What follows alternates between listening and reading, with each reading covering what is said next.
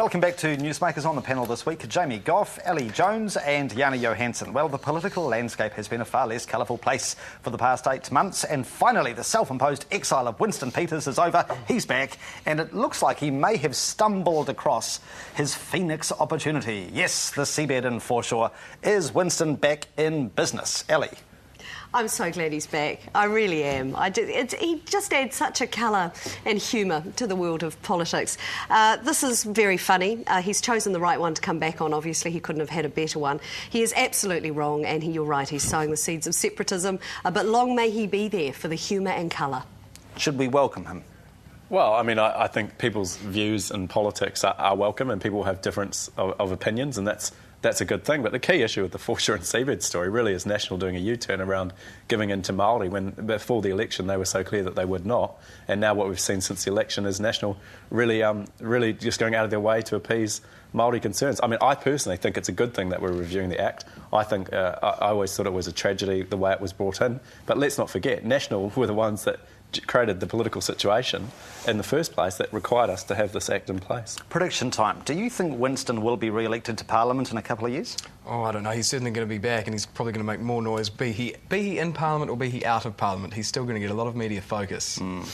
You see, it is interesting that he has got a corner of the market here. No other political party has taken on this position on the seabed foreshore. Do you know, you're dead right, though, with this, and what both of you are saying is completely correct. I don't disagree. It does open up a massive can of worms. Customary right is going to be a word that is going to be debated so heavily. People, like when you say a word about 1 million times, you don't know what it means anymore. That'll be what customary right is in the end. But it is opening up a door to separatism.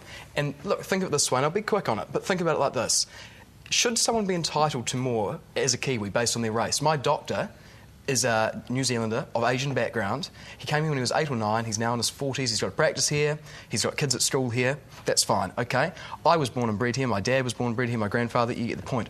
Am I entitled to more than him because of that?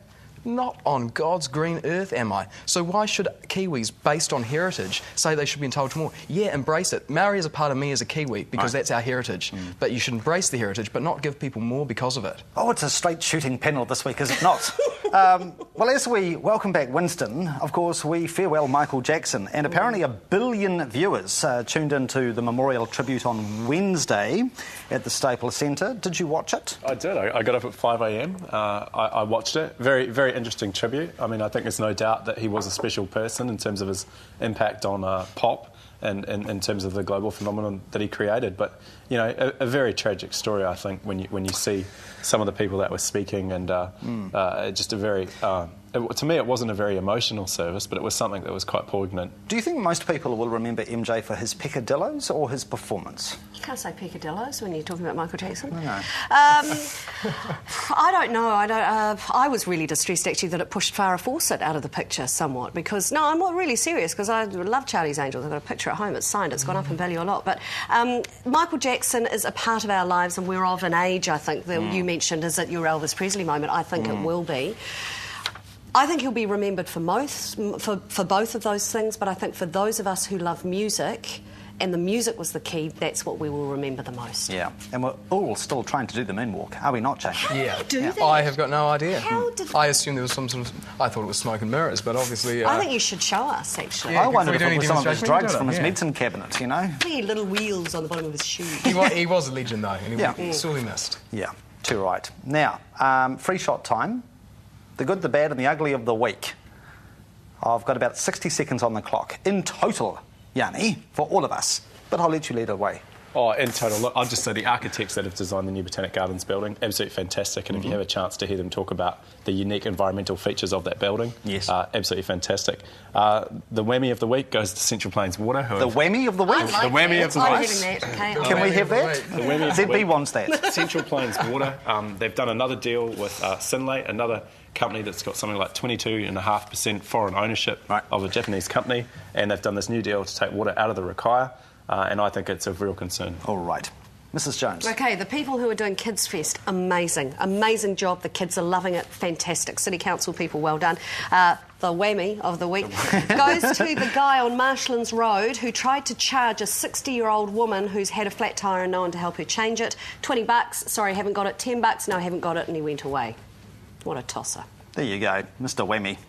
Jamie. What a tosser, indeed. I will give my whammy what grinds my gears the most, or has this week. See, there we go. Look, this We're is getting very artistic this here. really, isn't it? We should be charging, Yani. It would be to the Hamilton City Council for trying to find people sitting on their own roof watching the V8 supercars. What a joke. If they fall over and they hurt themselves, well, lesson learned. But fine them $1,500.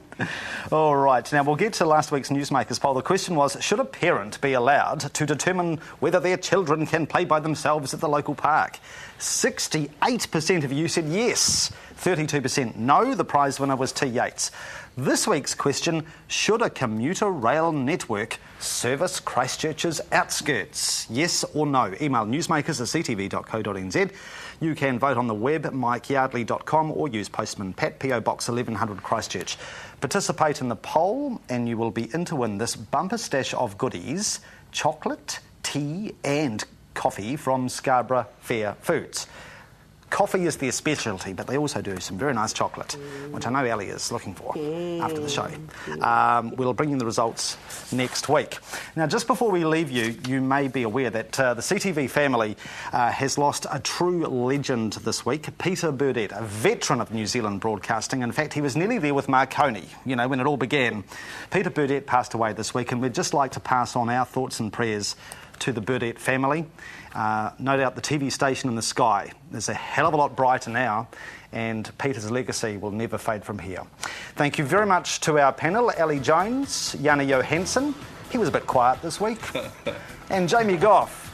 Have a great weekend. Keep warm. Enjoy the second week of the Hollies, won't you? See you next week. Good night.